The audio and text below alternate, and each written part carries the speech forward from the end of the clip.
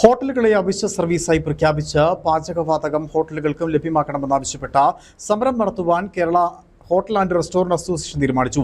ഇതിന്റെ ഭാഗമായി ഇടുക്കി ഉൾപ്പെടെ 23-ാം തീയതി സംസ്ഥാനത്തെ മുഴുവൻ ഹോട്ടലുകളും അടച്ചിടും. പാചകവാതക ക്ഷാമത്തെ തുടർന്ന് ഹോട്ടലുകളുടെ പ്രവർത്തനം താളം തെറ്റിയ സാഹചര്യത്തിൽ കൂടിയാണ് ഒരു ദിവസം കട പൂർണ്ണമായും അടച്ചിട്ടുള്ള സമരത്തിന് ഹോട്ടൽ ഉടമകൾ ഒരുങ്ങുന്നു.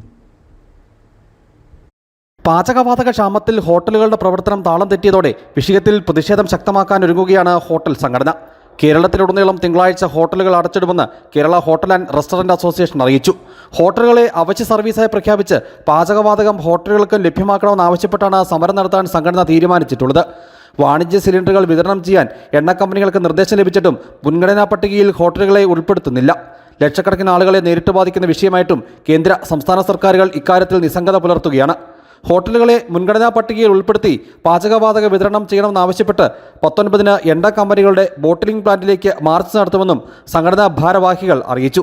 പാചകവാതക ക്ഷാമത്തെ തുടർന്ന് കഴിഞ്ഞ കുറച്ച് ദിവസങ്ങളായി സംസ്ഥാനത്താകെ ഹോട്ടലുകളുടെ പ്രവർത്തനം താളം തെറ്റിയിരിക്കുകയാണ്. നിരവധി ഹോട്ടലുകൾ പാചകവാതകം കിട്ടാതായതോടെ താൽക്കാലികമായി അടച്ചു. ഹോട്ടൽ ഉടമകളെ മാത്രമല്ല, ഹോട്ടലിൽ തൊഴിലെടുത്തിരുന്ന തൊഴിലാളികളെയും ഇത് പ്രതികൂലമായി ബാധിച്ചിട്ടുണ്ട്. News bureau, Adimali.